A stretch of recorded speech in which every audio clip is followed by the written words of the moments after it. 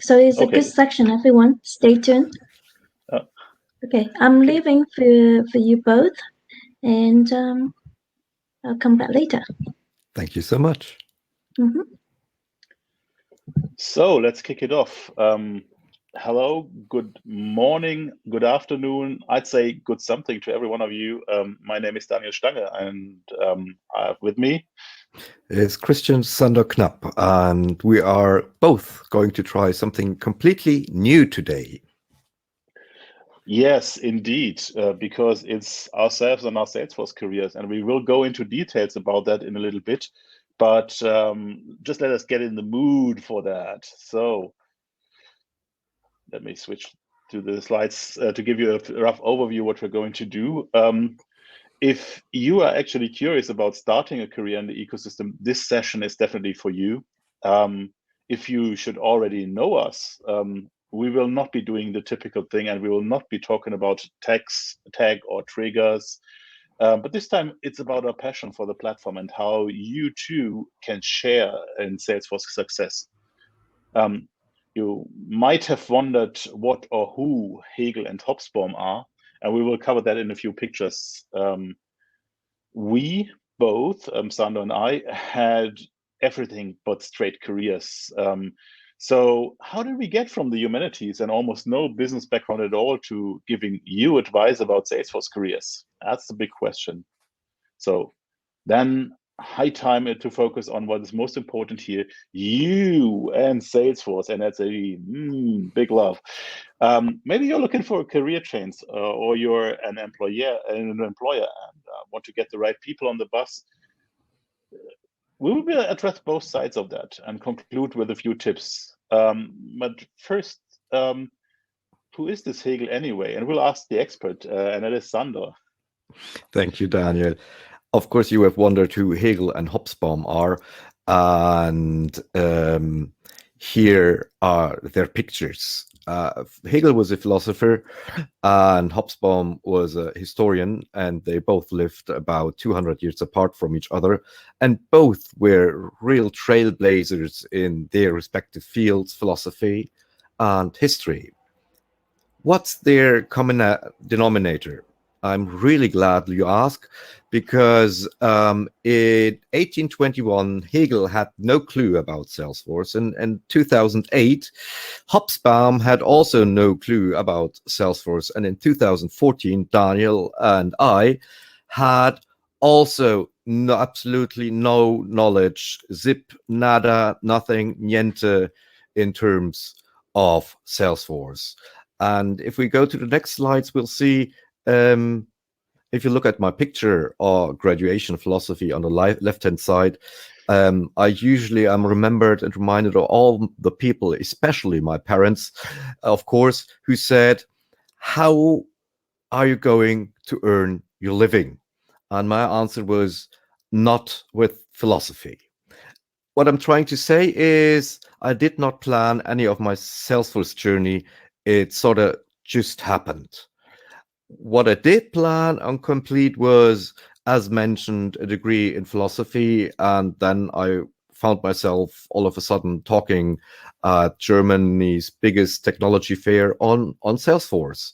And Daniel had the same story, or not the same, but a similar story, coming from a history background. He took stage in educational politics, had a career in Paralympic sports, journalism, but nothing paved the way to be a Dreamforce speaker, for example, just a few months later. We didn't have a visionary plan at that time, but all of a sudden, there we were together on the Dreamforce stage. That's right. That's us in 2018 and returning in 2019, sharing the big stage at Dreamforce. And surprisingly, quite a number of people came to listen to our talk. Szandor was an MVP already then, and I became one in 2020. And we did that quite frequently. Just before COVID actually hit us, we had the chance to visit the developer group in Granada, Spain, which in January 2020, which is just amazing to be able to travel and see people. So we're community speakers quite frequently. We're both community leaders. and we're both somehow driven to learn something new every day and share what we've learned. That's basically our main motivator. I on the certification side, I'm trying to get whatever cert is around and learn about the product in the background. So that adds up to 23 active certifications at the moment. Szandor's side is more trailhead. He probably holds all or almost all of the super badges. He doesn't often talk about certifications, but he has 3 of them. And we're both Salesforce MVPs, and Szandor has probably the one trailhead account with the best ratio from badges to points. He has over 500,000 of points, which is really an achievement if you try to see how to get as many points. I have almost the same number of badges plus half the points. I have no clue how he does it. What I'm trying to say is we achieved something in Salesforce and had absolutely no clue how to get there. If you look at my path, it was kind of twisted. It looks linear here. And now I'm a technical architect and a CTO of an implementation partner. But actually, I did some journalism. I did some trailblazing work in media streaming and via broadband over mobile. I was a coach and a player and an official in wheelchair basketball. I was a historian. I was a researcher. I wrote books. And eventually, at the end of all of these careers that came to an end somehow, I found my new profession in Salesforce, and it gave me a platform.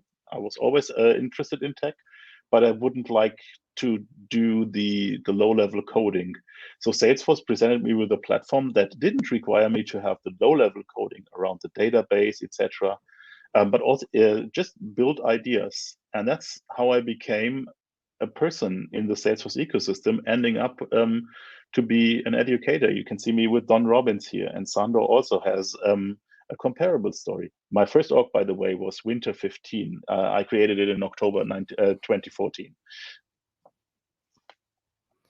My first org was a tad earlier, so summer 2014. But long before that, my first dabbling into code was due to that little game you see in the upper left-hand side. That is, I'm not sure anyone remembers, Ultima Online. And I started my coding career actually with and in Ultima Online by writing story quests for those role-playing games. And one needs to mention, I think, that Ultima Online was the first massively multiplayer online role-playing game that there was with some kind of decent UI graphics. Anyway, with that and scripting for the game, I switched over to PHP. Then I thought I should learn Ruby. I sold a few websites, and then I stopped coding altogether. I started studying philosophy and left the coding space for almost 10 years. Also because I became quite frustrated with dependencies, libraries, things that just didn't work on my machine. I felt like something new was to do, and my passion for literature and philosophy brought me to university. Fast forward at the end of the day, as I knew I had to earn some money, and I started with a startup here in Munich who happened to be a Salesforce customer. And then I fell in love with the platform so much that I tried to seek every morsel of knowledge, that I tried to seek every person I could find, including Pete Chittim here in Germany, who had the keynote speaking role today earlier. Well, anyway, I learned to love the platform because my first job was a very fast-paced environment.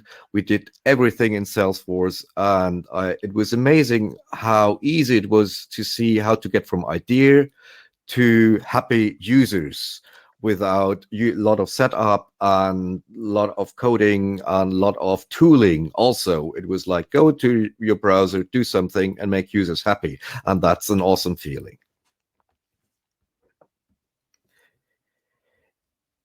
Well, let's go to the juice. What's really important about our biographies, Daniel's and mine, is that you shouldn't try to replicate them or duplicate them. That's just what happened to us. And something similarly amazing can happen to you. And let's get to the juice then. Before we go into tips and tricks on making the first steps into the ecosystem, I want to address an issue that has come up time and time again, talking to young people and new starters on the platform during community sessions. And there's an uneasy feelings in the fact that it's kind of an elephant, a huge elephant in the room, because people feel and say to me, well, don't have any previous business experience.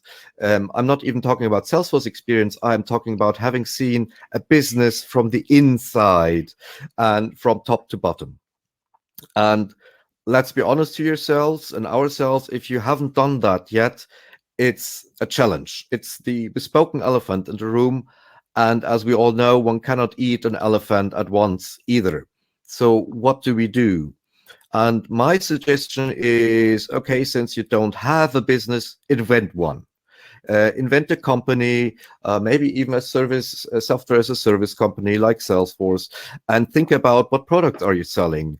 What business processes do you need to keep your company up and running and healthy? Which workflows do your employees need to follow, and are they happy?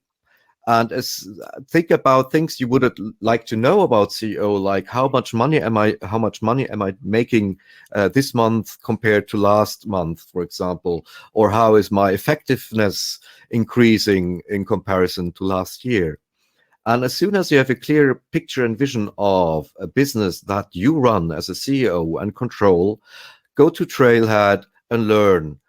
First of all, learn how to use Salesforce, please, especially if you're not already familiar with the CRM. Get a feeling how it is to spend several hours a day in front of Salesforce and Salesforce products. When you've done that, go to Trailhead and learn about building and customizing Salesforce. Focus on trails and super badges. Please don't focus on your total of badges. Focus on the things you're passionate and interested in.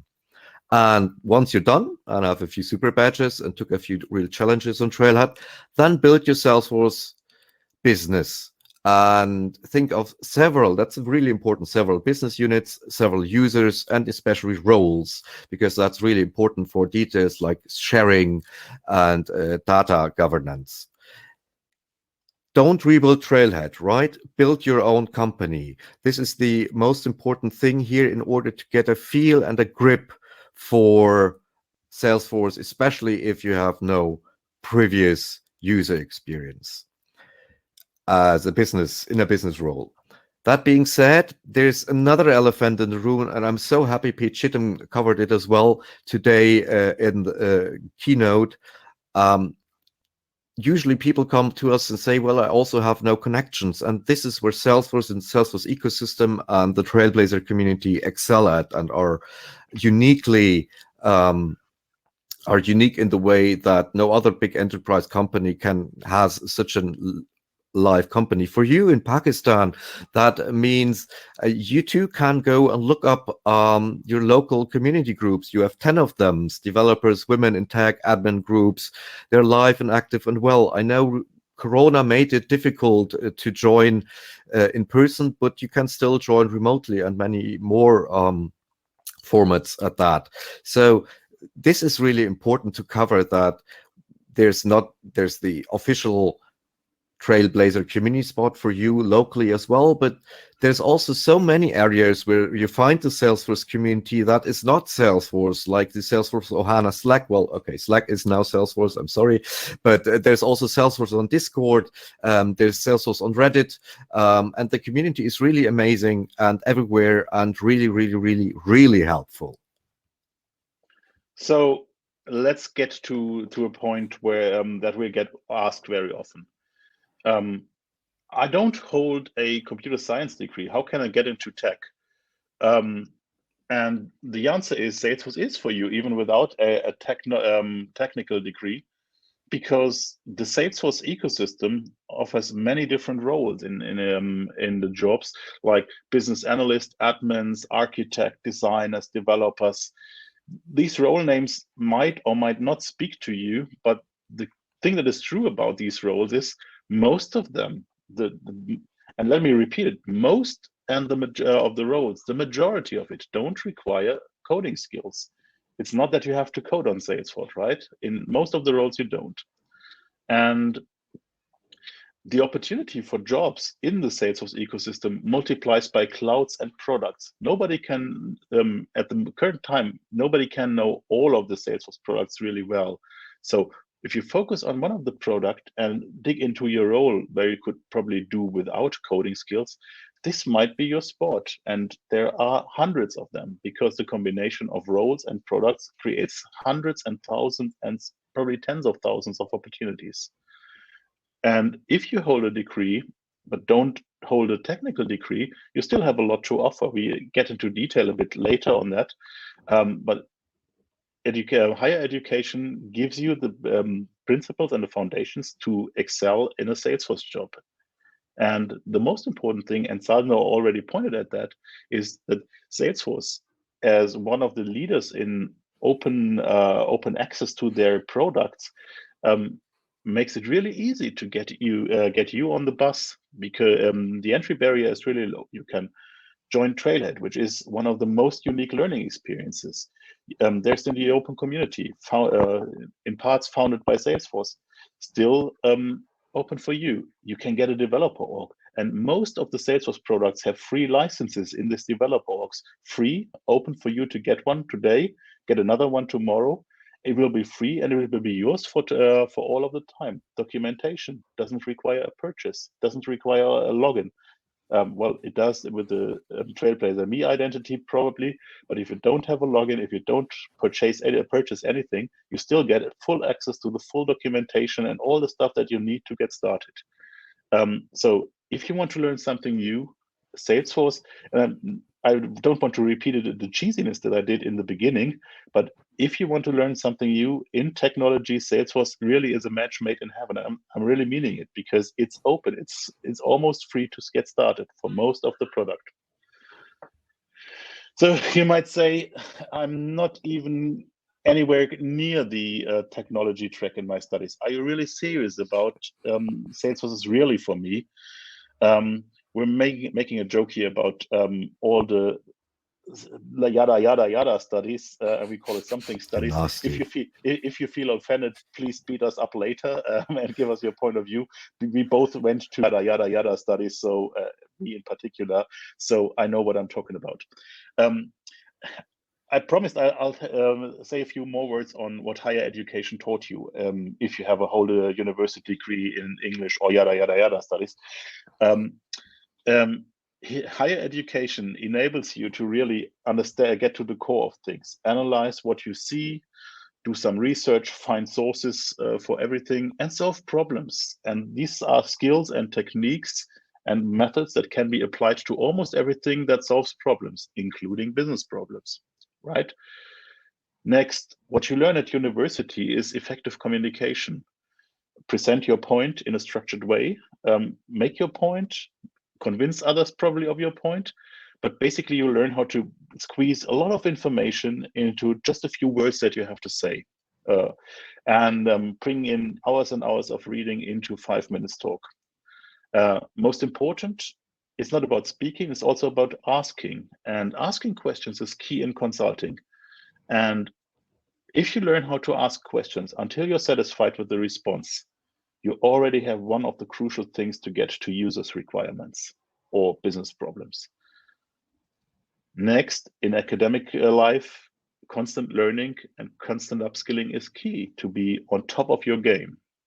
And this is also true for Salesforce. If you look at the releases that happen 3 times a year, every single year, they never wait for you to be ready for that. It's just there. So you have to go and learn what's up in the new releases. You have to learn what's in the new products. They're constantly outpacing you in learning, and you simply have to follow and be aware of the change that's going to come. There's a lot to read and understand every time. Okay, how about the other side then? So how about people who say about themselves, yes, I'm into tech and I'm a techie by nature, or I have 1 or several computer sciences degrees. Is Salesforce still for me? And the point is what type of techie you are. If you are a bytecode enthusiast who is basically programming almost on the hardware level, then you need to understand that Salesforce is a managed platform and a service and a collection of APIs. So you are mostly a consumer of those services, which means you don't have the grain of control you might be used to. And you are facing a platform that is limited. So you can't just buy some more RAM and stuff it into your machine and your application runs smoother. From my experience, this makes you a better programmer. And personally, myself, I always loved working with limited languages or limited space and options because I felt that makes me more creative. Ultima Online, by the way, as well. It's not like it was a high level coding language there, right? But you had a way to get the job done. And that's the cool thing about Salesforce. You get the job done quickly because you don't need to think about a lot of things like database schema. Salesforce per se starts a lot with low code. Even though the current marketing is pushing low code has been with the platform from the very start, and it has always been very easy to integrate code with low code. So creating a new code with just a click in the browser. And now we have more tooling, and I'm really curious where the journey is going us. But suffice to say, if you like rollouts and fast prototyping and think about solution and happy end users, and then Salesforce is certainly for you, because working on a managed platform means that you don't have to do a lot of plumbing in order to get something live. And if you're a web developer, well, congratulations. The platform, as Pete Chittim also mentioned in the keynote, is constantly opening up to web technologies.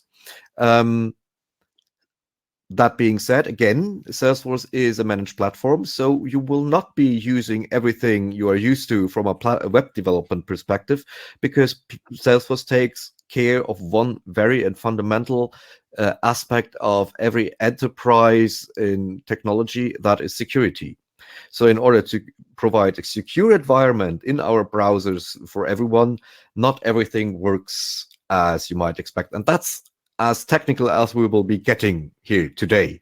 So that's about it, right? Sure, long story short, yes, of course, Salesforce is for you too. It's just a different way. And if you like making people happy with technology, like Daniel and I do, then we both believe Salesforce is a great choice, because you can really focus on people and processes and don't need to focus so much on technology in the end of the day. So the question is, we face the job seeker side quite a bit now. What is it in it for you when you're searching for Salesforce talent? I'm responsible for searching Salesforce talent in my company at the moment, and that's why I scratched this. I revisited that quite a number of times, and here's what I found out. One basic understanding that I had to learn again is that my open positions are not just positions for people of a different kind, of one kind. Like, I'm looking for a developer, but these jobs are rather opportunities for people who want to grow in that role. And to grow in a role, I understand I'm not seeking for skills as such, like a platform developer certification, but rather I'm looking for a set of competencies. Can this person really think and analyze? Can they elaborate on what they did and all of that, which enlarges the group of people that you can find for your position and creates room for people to grow into a role. Also, what I learned is that I have to staff my teams not with clones of myself, but rather with people that are different from me, that add something to the team, different points of view.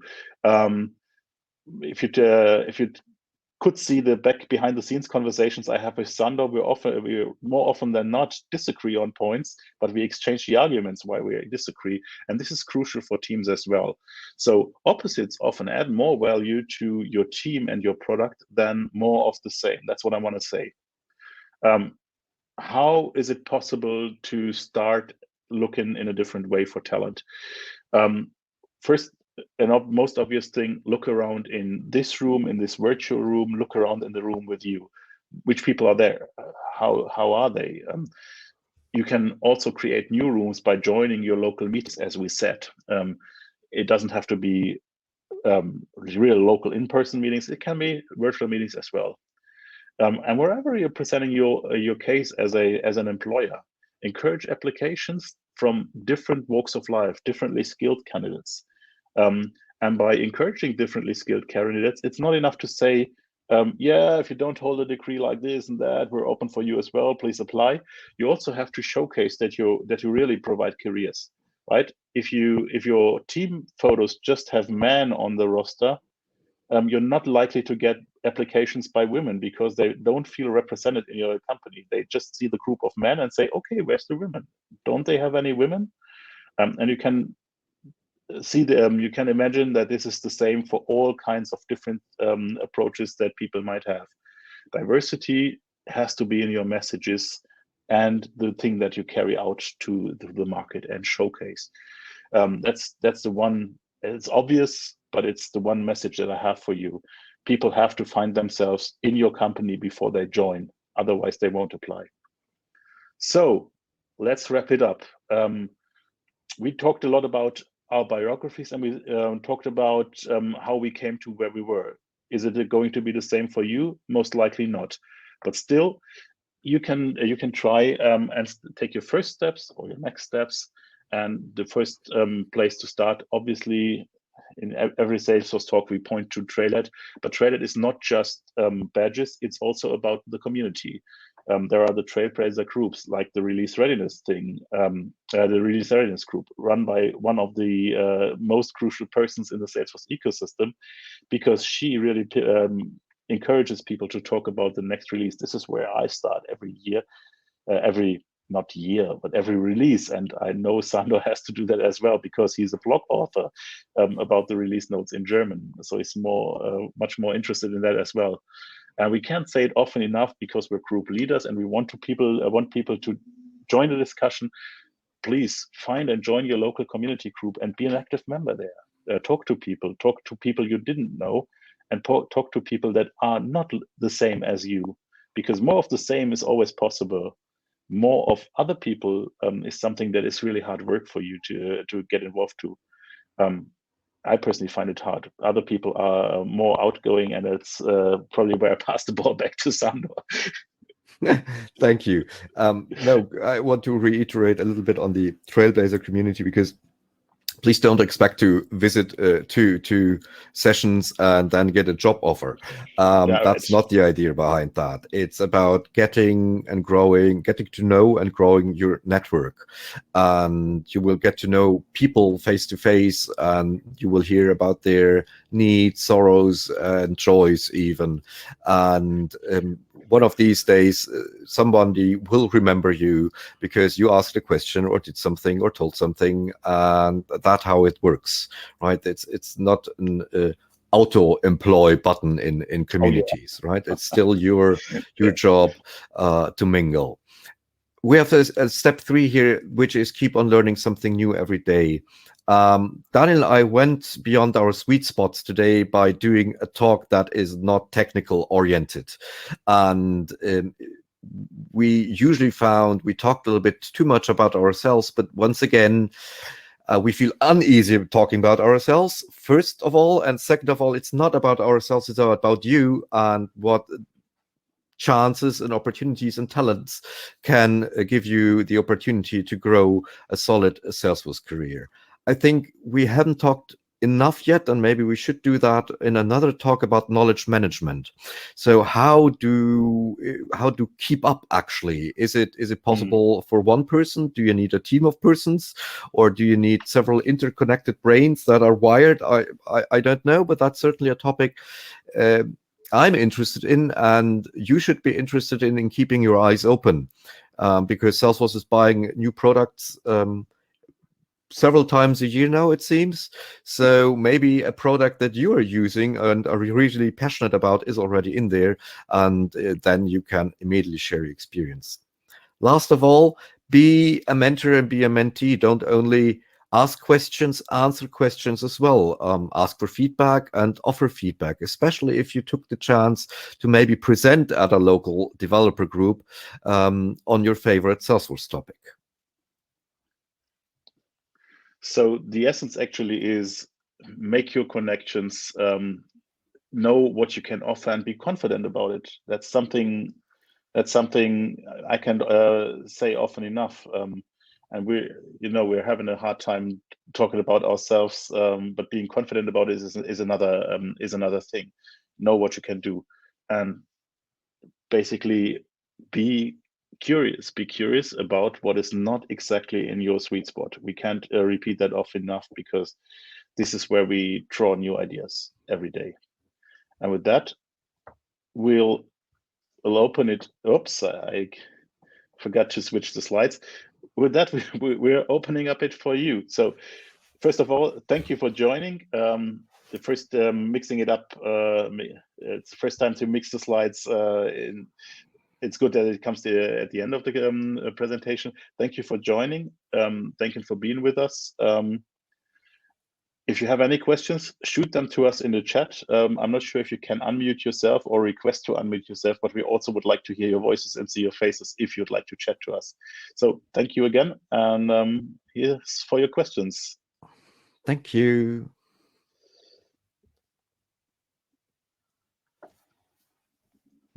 I haven't seen any question in the Q&A tab. So if anyone want to ask the question, you can actually request to share your screen and unmute yourself to talk. And in the meantime, I'd like to know, is everyone here filling the raffle draw form?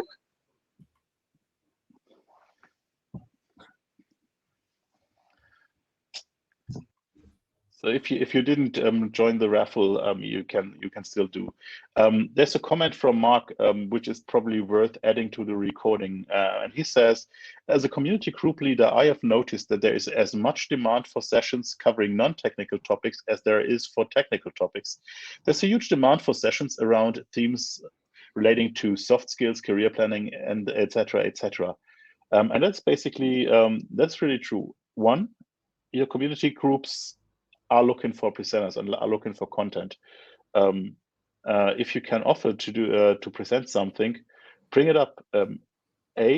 Presenting is a great skill that you should have, and it enables you for even better roles.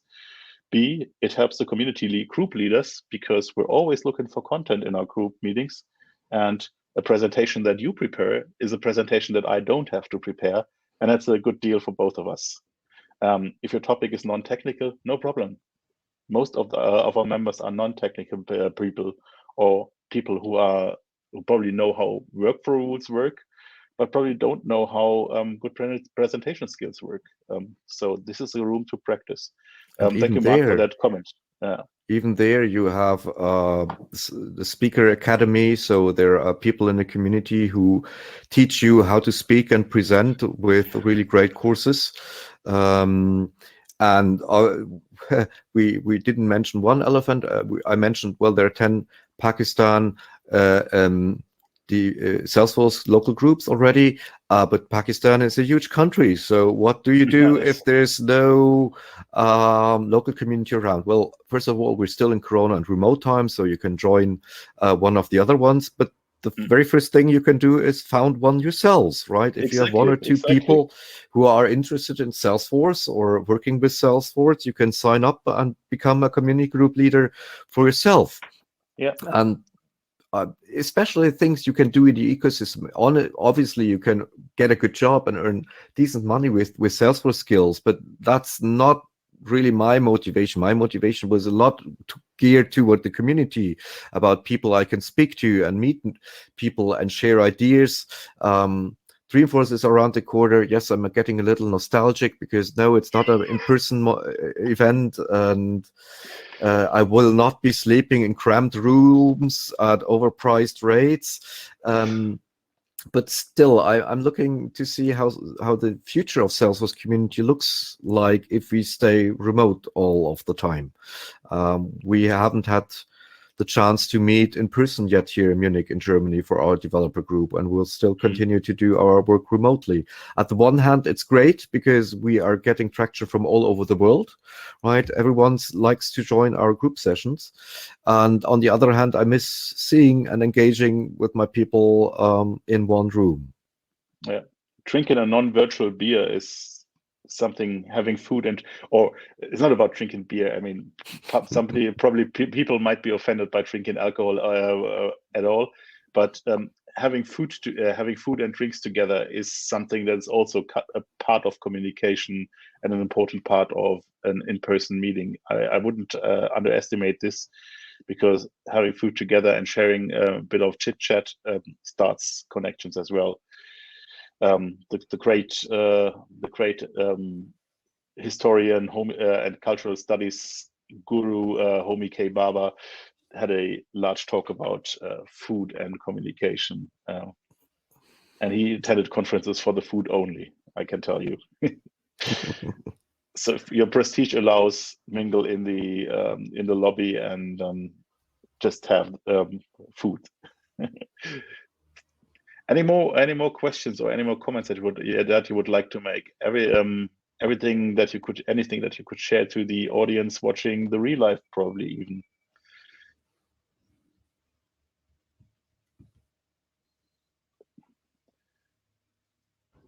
If not, we're completely happy that a lot of you found the way to our session. Thank you again, and thank you. See you somewhere later in the lobby or in a private conversation or whatever.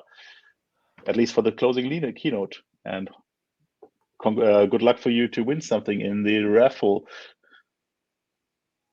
Yeah, but I'm now able to block the screen. And thank you so much for presenting, and thank you for coming to this section, and stay tuned for other section as well. Thank you, everyone. Thank you. Thank you. And thank Have you, a good Pearl, one. for hosting and moderating. Thank you so much. I love your section, by the way. It's really good. So Thank I you. will rewatch the recording. I did a lot of screenshot. Thank you. Thank you. Take care, everyone. Bye-bye. Bye, everyone.